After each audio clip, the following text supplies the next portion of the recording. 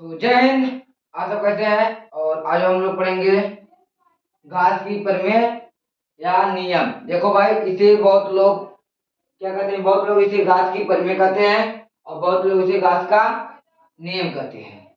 तो हमने दोनों लिख दिया है। तो देखो, समझो इसे क्या कहते हैं। देखो, किसी बंद पृष्ठ से गुजरने वाला कुल वैद्युत फ्लक्स। देखो भाई, ये क्या है? बंद पृष्ठ है, इससे गुजरने वाला कुल वैद्युत फ्लक्स। किसी बंद पृष्ठ से गुजरने वाला कुल वैद्युत फ्लक्स उस पृष्ठ के परिबद्ध कुल आवेश।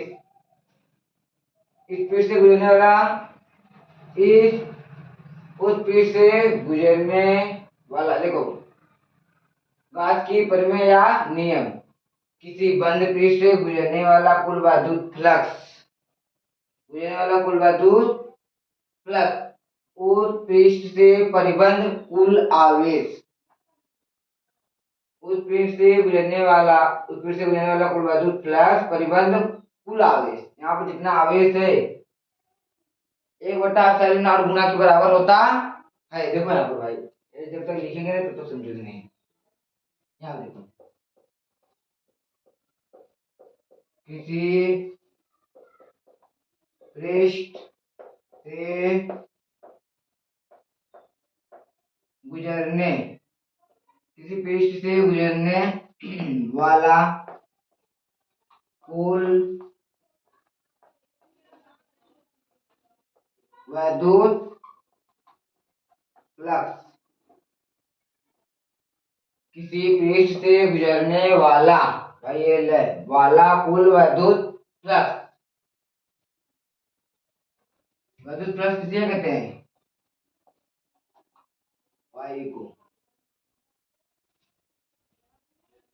उस पृष्ठ किसी पृष्ठ से गुजरने वाला कुल वैद्युत फ्लक्स उस पृष्ठ के परिबद्ध परिबद्ध परिबद्ध कुल आवेश, परिबद्ध कुल आवेश कुल आवेश के 1/ε0 1/ε0 गुना के बराबर होता है। पहले देखो, किसी पृष्ठ से गुजरने वाला कुल वैद्युत फ्लक्स उस पृष्ठ से परिबद्ध कुल आवेश के 1/ε0 गुना के बराबर होता है। देखो भाई, यहाँ पर पाई ई बराबर क्यू 1/ε0। यहाँ पर भाई पाई ई बराबर क्यू बराबर ε0। भाई यही है घास की प्रमेय। भाई ये फार्मूला यहाँ पर भी VIMP, भाई फार्मूला वेरी मोस्ट इंपॉर्टेंट है। पाई बराबर क्यू बटा ε0। अब देखो, भाई लिख लेना, बहुत जरूरी है यहाँ पर। MIMP VIMP, किसी पृष्ठ से गुजरने वाला कुल वैद्युत फ्लक्स। भाई ये पृष्ठ से गुजरने वाला कुल वैद्युत फ्लक्स इस पृष्ठ के परिबद्ध परिबद्ध इस पृष्ठ के परिबद्ध कहाँ गया? इस पृष्ठ के परिबद्ध परिबद्ध कुल आवेश, इसमें जो आवेश है कुल आवेश के 1/ε0 गुने बराबर होता है। भाई ये लिख लेना। चलो देखो, घास की प्रमेय की सत्यापन। देखो भाई, घास की प्रमेय की सत्यापन, यही भाई ये इसका सत्यापन करना है। ये फार्मूला ये कैसे आया, देखो भाई, यहाँ देखो, गॉस की प्रमेय की सत्यापन।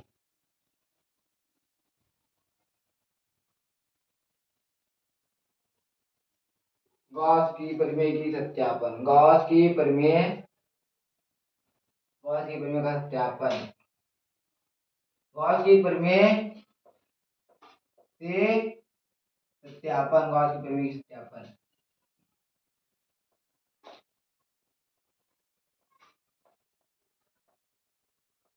सत्यापन। गॉस की परिमेय से सत्यापन। देखो भाई यहाँ पे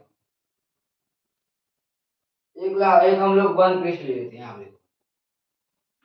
इसे भाई समझे ना, फिर इसे हम भाई मिटा देंगे। देखो इधर समझा रहे हो।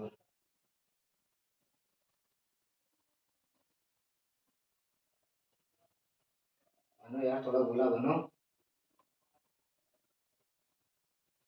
चलो भाई,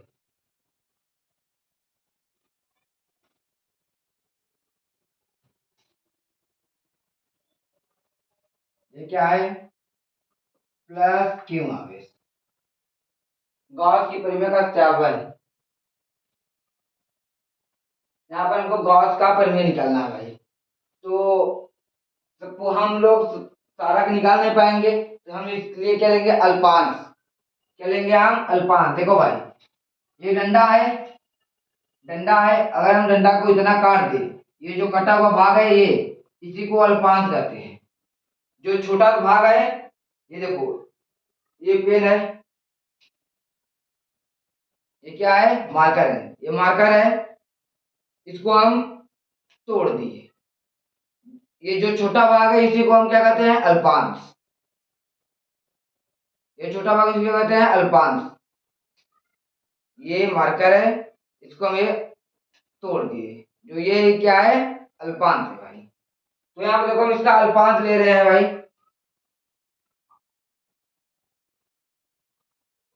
ये इसका क्या है, अल्पांश है भाई। क्या है इसका, अल्पांश। लो ये अल्पांश है भाई। देखो यहाँ पर बहुत समझना बहुत जरूरी है भाई।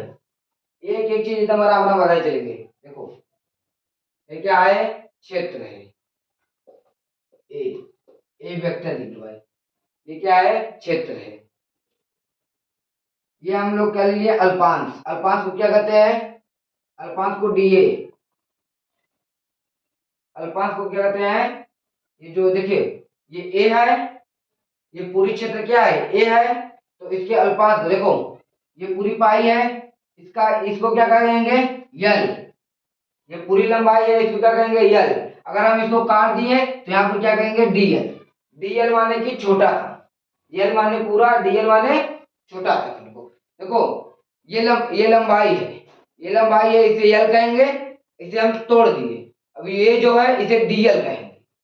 डीएल का मतलब अल्पांश होता है, छोटा सा जो होता है। लड्डू है, लड्डू में से हम तुमको इतना से निकाल के दे दे, जो इतना से निकाल के देंगे वो अल्पांश है, डीएल। केवल थोड़ा सा मतलब छोटा, आप लोग को चिक दिए है, इसीलिए उसको वही क्या है, अल्पांश है। देखिए डीए अल्पांश क्या हो गया, डीए। क्षेत्र क्या है, ए, और उसका अल्पांश क्या है, डीए। इससे गुजरने वाला देखो, यहाँ इससे गुजरने वाला वैद्युत फ्लक्स, वैद्युत बल दिखाए देखो भाई।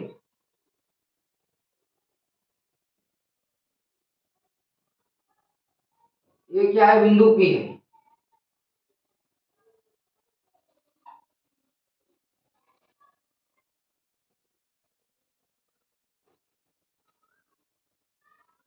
ई वेक्टर क्या है, वैद्युत बल दिखाए। यार देखो, इससे गुजरने वाले वैद्युत बल दिखाए, इसे सीधी चलिए, और इसका परिमाण, टेढ़ मत हो यार, इसका परिमाण यन। डीए के कारण इसका परिमाण क्या होगा, डीए वेक्टर। और इन दोनों के बीच क्या होगा, थीटा। इन दोनों के बीच कोण क्या होगा, थीटा कोण होगा। देखो यहाँ पर बिंदु प्लस क्यू से बिंदु पी तक की दूरी क्या होगी, आर। प्लस क्यू से बिंदु पी तक की दूरी क्या होगी, आर। यहाँ पर हम लोग एक अल्पांश लेंगे इनके बीच में, उसका अल्पांश क्या होगा, डी ओमेगा। समझो, ये देखो ये एक लड्डू है, लड्डू में से थोड़ा सा हम लोग निकाल लिए, यही लड्डू में से थोड़ा सा हम निकाल दिए, उसी को अल्पांश हम ले, देखो ये अल्पांश पहले निकालेंगे। अल्पांश ले लिए हम लोग, अल्पांश है, उससे देखो यहाँ से जाने वाली वैद्युत बल रेखाएं वैल्यू लेखा 3 चली गई, उसका परिमाण n dA, इसका परिमाण dA वेक्टर हो गया, इन दोनों के बीच का कोण थीटा कोण हो गया, प्लस Q से बिंदु P तक की दूरी r हो गया, यहाँ पर अल्पांश क्या होगा d ओमेगा हो गया, और पूरे क्षेत्र को A कहेंगे। देखो भाई यहाँ देखो कर रहे हैं, देखो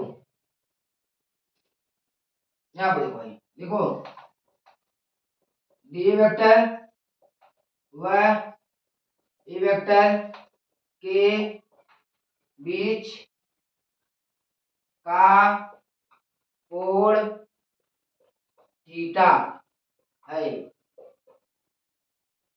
डी ए वेक्टर व ए वेक्टर के बीच का कोण थीटा है। देखो भाई, तब यहाँ पे क्या होगा, डी वेक्टर देखो यहाँ पर तब होगा यहाँ पाई ई बराबर E vector dot D A vector,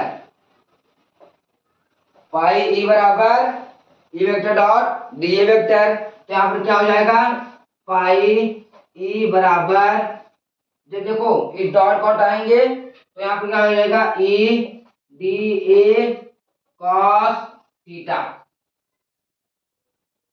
देखो भाई ये क्या है आपका समीकरण नंबर 1,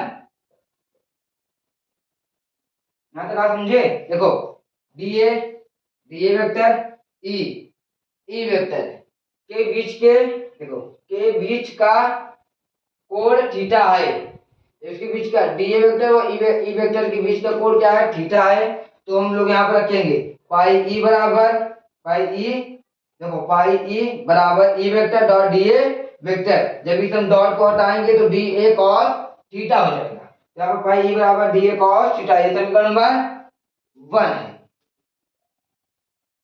अब देखो यहाँ पर प्लस क्यू आवेश प्लस यहाँ पे वहां प्लस क्यू आवेश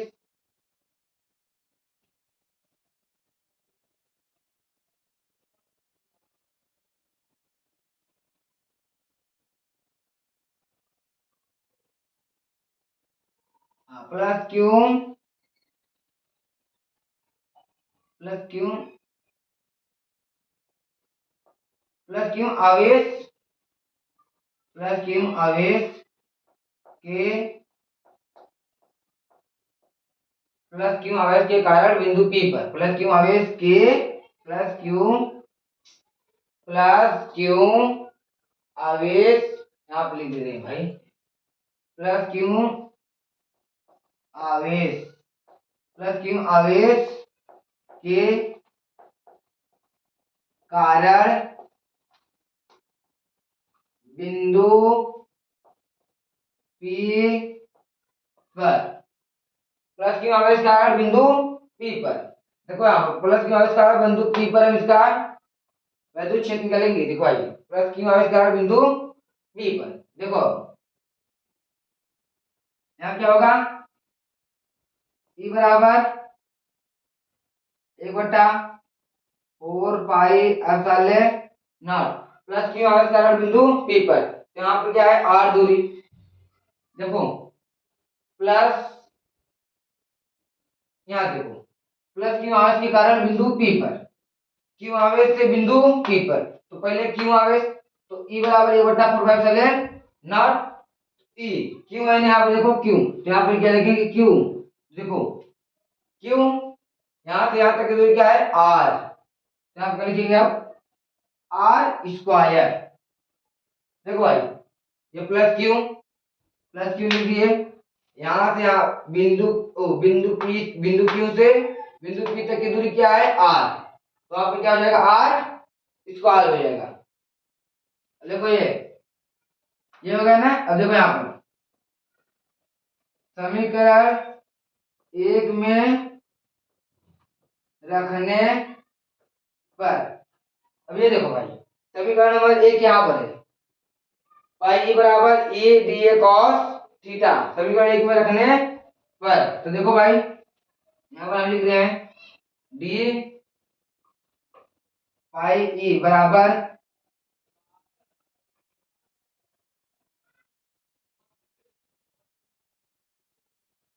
देखो भाई कहाँ गया, देखो डी पाई ई बराबर E D A cos theta. यहाँ पे देखो समीकरण एक में रखने पर तो ई का मान क्या लिखूं, यहाँ पे देखो डी पाई ई बराबर, यहाँ पे डी पाई ई का मान क्या है, अब रखेंगे हम इसका मान ई का मान क्या है, एक बटा फोर पाई एप्सिलॉन नॉट, तो यहाँ पर क्या लिखेंगे, एक बटा four pi epsilon not Q R square, और क्या है कॉस थीटा, क्या है भाई,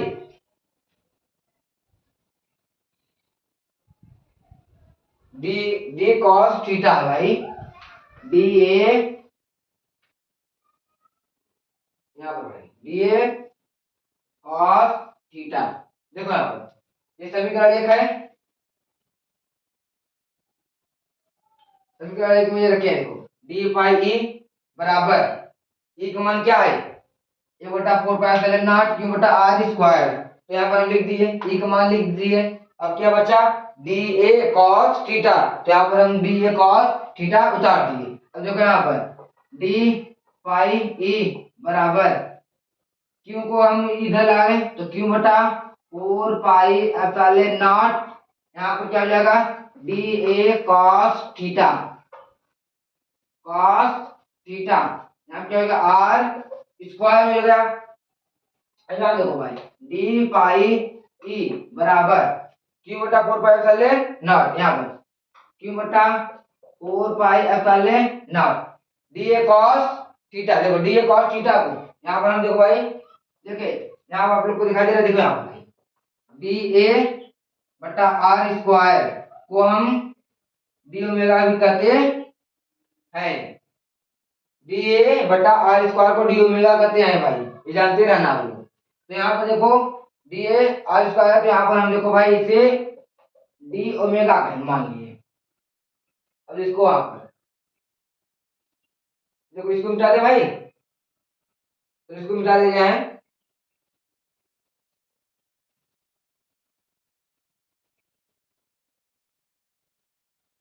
देखो अब इसका अब वो हो गया ना, अब डी क्या हो गया, डी ओमेगा है, डी ओमेगा में डी ओमेगा, अब यहाँ पे देखो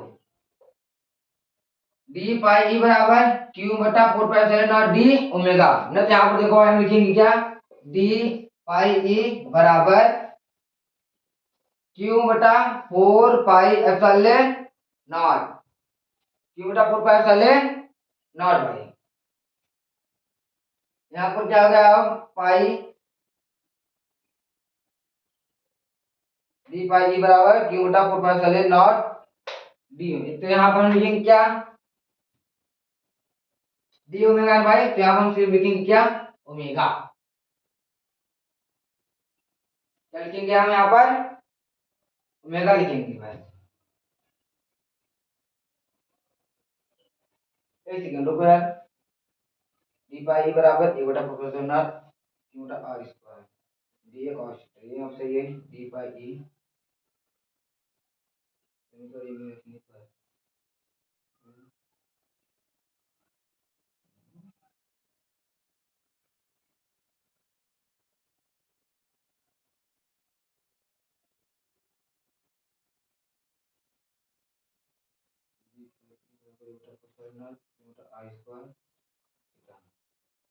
डी पाई ई बराबर क्यू बटा four pi naught D A cos theta, हाँ तो सही R square D pi D A cos theta R square, हाँ तो ये सही है भाई।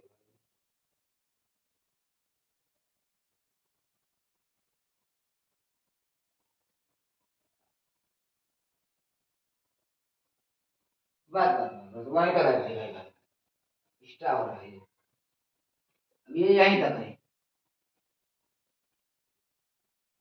अब यहाँ पर देखो, देखो अल्पांश का आ गया, अब देखो संपूर्ण गॉसियन पृष्ठ का निकालेंगे, संपूर्ण गॉसियन पृष्ठ का बस वो इतना है, देखो यहाँ पर क्या लिखेंगे हम? संपूर्ण गॉसियन पृष्ठ पर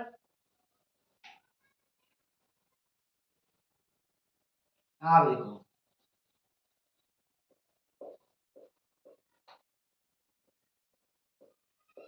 संपूर्ण संपूर्ण संपूर्ण गॉसियन पृष्ठ से गुजरने गुजरने वाला कुल वैद्युत फ्लक्स। देखो भाई, संपूर्ण गॉसियन पृष्ठ से गुजरने वाला कुल वैद्युत फ्लक्स, देखो ये हम अल्पांश के लिए निकाल चुके हैं। अब हम संपूर्ण के लिए निकालेंगे। देखो हमने बताया था ना, ये क्या है? संपूर्ण है, और ये हम क्या है? अल्पांश। अभी हम इसके लिए निकाले थे, अब हम इस पूरे के लिए निकालेंगे। देखो अब क्या होगा इसमें, यहाँ पे देखो पाई ई बराबर क्लोज इंटीग्रेशन डी पाई ई। तो यहाँ पे देखो पाई ई बराबर डी पाई ई का मान क्या है? क्यू बटा 4 पाई डी ओमेगा। यहाँ पर हम लिखेंगे क्लोज इंटीग्रेशन का मान क्या है? क्यू बटा 4 पाई एप्सिलॉन डी ओमेगा। यहाँ पर लिखेंगे पाई बराबर भाई देखो इसको आप इधर ला रहे हैं, यहाँ पर क्यू बटा 4 पाई एप्सिलॉन, यहाँ पर ये हो गया डी ओमेगा। देखो एक नीचे और लिख देते हैं यहाँ पे इसके पाई ई। देखो आप पाई ई बराबर क्यू बटा 4 पाई एप्सिलॉन डी ओमेगा है। तो भाई डी देखो यहाँ पर, अगर देखो डी एक्स है तो हम क्या लिखेंगे? एक्स लिखेंगे। डी वाई है तो यहाँ पर वाई लिखेंगे।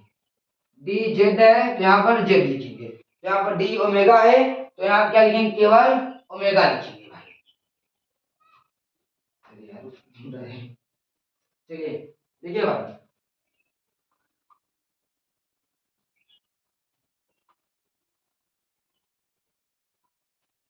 यहाँ भाई डी ओमेगा था तो हमने क्या यहाँ लिया? ओमेगा।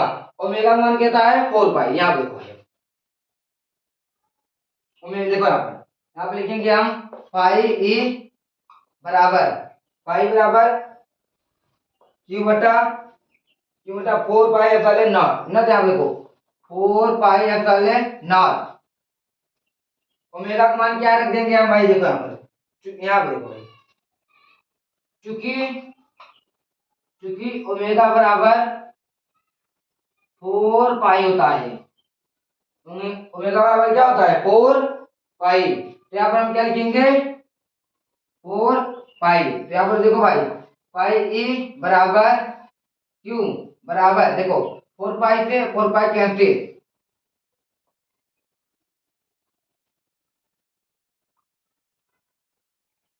सिद्ध सिद्ध करना देखिए यहाँ पर सिद्ध हुआ घास की परिमेय। यहाँ पर भाई को सिद्ध हुआ घास की परिमेय, यहाँ लिखो। हाँ सिद्ध हुआ, ठीक है भाई, सिद्ध हुआ। यहाँ देखो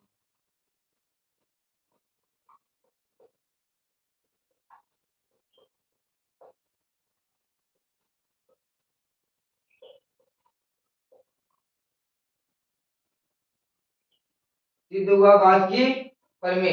देखो भाई यही निकालना था। अब लोग का ये डेरिवेशन हो गया। और इसमें और कुछ है, ए प्लस माइनस एक दो छोड़ो, यहाँ बस यही तक इम्पोर्टेंट है।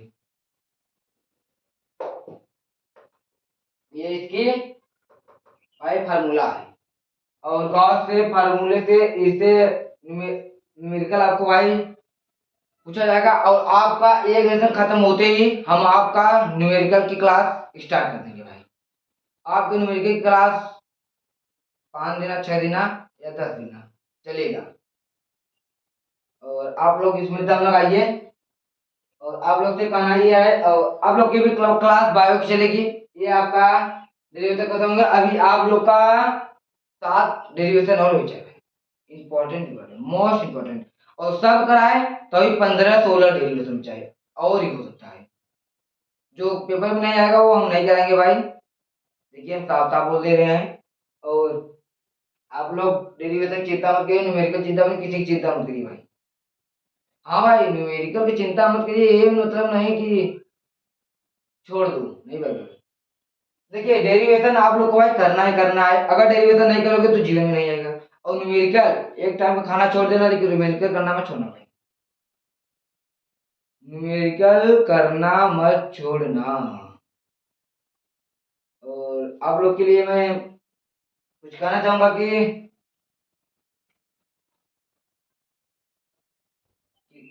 बोले कुछ, चलो सुनो कि जवानों से पूछो मत। बोले बोले, जाने दो भाई, हम नहीं बोलेंगे।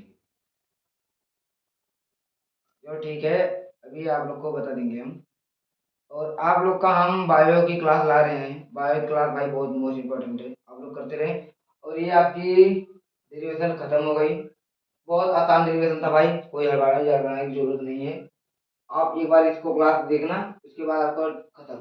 चलते हैं, जय हिंद।